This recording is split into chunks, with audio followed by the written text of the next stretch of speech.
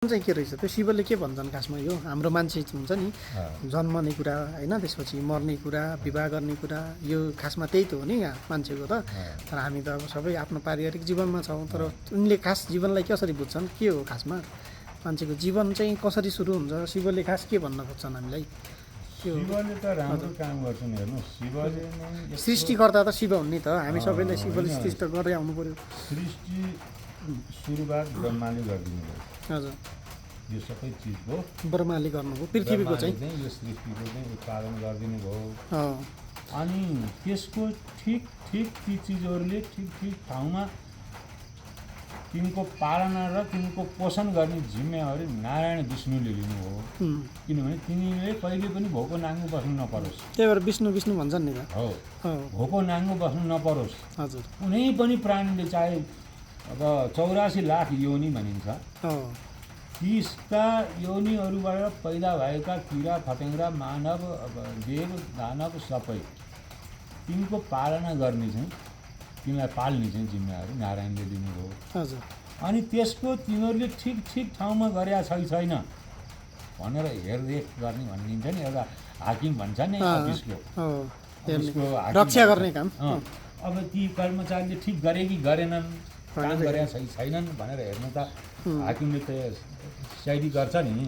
हो त्यस्तै ठिक गरेर छ भने ठिक छ भनेर वरदान पनि दिने गल्ती गरेर छ भने उग्र रूप लिएर संहार पनि गरिदिने ए हजुर अनि संहारको रूपमा चाहिँ शिवलाई पनि राखियो त्यो चाहिँ अब चाहिँ कालको रूपमा राखियो किनभने कसैले गल्ती गर्यो भने सहा बनाइदिइहाल्यो अब उहाँले नै तपस गरेर यत्रो 3 पुस्तक पृथ्वीमा पानी नभएर 3 पुस्तक उहाँको नाम भागरथी भयो भागरथी गङ्गा पनि छ उहाँले त्यत्रो वर्ष तपस गरेर कयौँ वर्ष तपस गरेर बल्ल बल्ल ब्रह्मा लोकबाट ब्रह्माको कमण्डलुबाट आफ्नो जट्टामा लिएर आएर जट्टामा गङ्गा राखेर हेर्नुहोस् अब हेर्नुहोस् त्यो आज पश्चिम जानुपर्छ बढी मालिका ओहो सबैतिर झर्ना बगेका डाँडा काँडाहरूमा हरियाली सबैतिर बनाइदिनु भयो कस्तो थियो त उहाँकै योगदान थियो उहाँकै तपबाट नै यो चलेर नत्र भने यहाँ पानी खानु नपाउने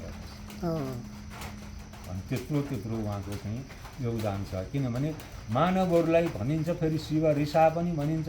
तर मानवको लागि यति प्राण त्याग्नुहुन्छ कि उहाँले कुरै नगरौँ नत्र भने त्यो पानी उहाँलाई ल्याउनु पर्ने जरुरी किन थियो र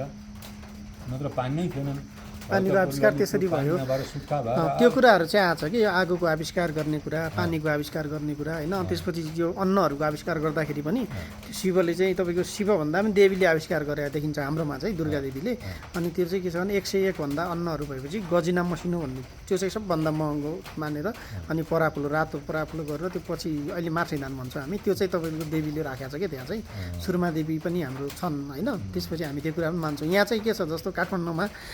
यहाँ भद्रकाली पनि भन्छ अब यहाँ शक्तिशाली देवीको हुन् खासमा यहाँ होइन शिवको त देवी हुन्छन् नि त जहाँ पनि पार्वती हुन्छन् यहाँ त्यो पार्वतीको ठ्याक्कै मन्दिर छैन फेरि होइन तर देवीहरूका त मन्दिर छन् यहाँ धेरै छन् होइन यहाँ हेर्दाखेरि काठमाडौँभरि कति छन् तर खास देवी चाहिँ को हुन्छ यहाँ काठमाडौँका उसका मतलब शिवका नजिकको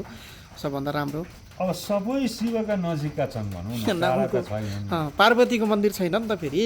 तर अरू पार्वतीको चाहिँ उहाँको चाहिँ पशुपतिनाथ भनेर चाहिँ राखिएर पशुपतिनाथमा पनि उहाँले यो देशै पशुपतिनाथ भनेर चाहिँ उहाँ चाहिँ पशुनाथ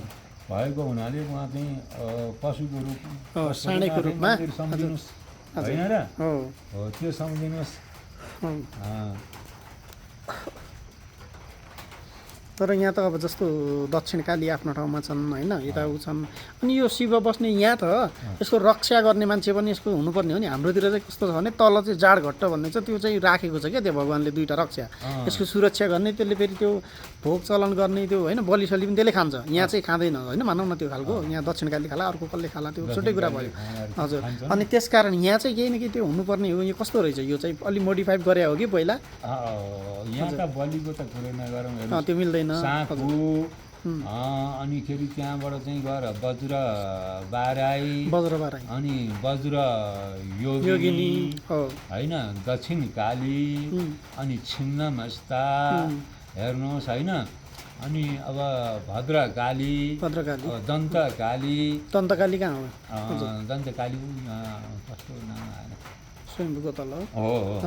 ठिक भन्नुभयो हेर्नुहोस् अब यहाँ छन् अब उहाँकै रूपमा त जान्छ त्यो सबै ए ठिक ठिक हो त्यही भएर चाहिँ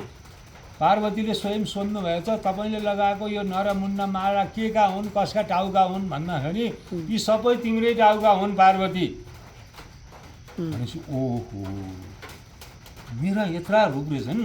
उहाँलाई पनि थाहा रहन्छ क्या मेरा यत्रा रूप रहेछन् अन्त कस्ता कस्ता बेलामा कुन रूप रहेछ भनेर चाहिँ उहाँले ध्यान दृष्टिमा हेर्नु भएछ क्या हजुर अनि कुन बेलामा चाहिँ ती चिजहरूलाई चाहिँ वध गरिएछ भनेर त्यो पनि याद गर्नुभएछ हो त्यो त कथाहरूमा पनि आउँछ त्यो कुरा मलाई चाहिँ के भने फेरि देवी देवता यस्तो कुराहरूमा खोजी गर्न मन लाग्छ क्या अलिक बढी कहाँ के हो रियालिटी के हो हामी कसरी चाहिँ हिँडिरहेछौँ जस्तो कुनै पनि उसले मान्छेले अर्कोले देवता यो राम्रो यता भन्यो भने त्यो ठाउँमा पुग्छु अनि त्यसको बारेमा खोजी गर्ने होइन त्यो के हो त होइन हामीले बुझ्नु पऱ्यो नि त अनि हामीले पछिल्लो पुस्तालाई सिकाउनुपर्छ फेरि केही कुराहरू नत्र त यो त लोप हुँदै जान्छ नि त यस्तो कुराहरू त्यही भएर हाम्रो पुस्ताले पछिल्लो पुस्तालाई सिकाउने कुरा चाहिँ होइन त्यो पनि चाहिन्छ क्या हजुरले पनि हामीलाई चाहिँ केही त्यस्तो दिनुपर्ने कुरा सिकाउनु पर्ने कुरा यसो गर्नुपर्छ जीवनमा भन्ने त्यस्तो केही छ भने भन्दा हुन्छ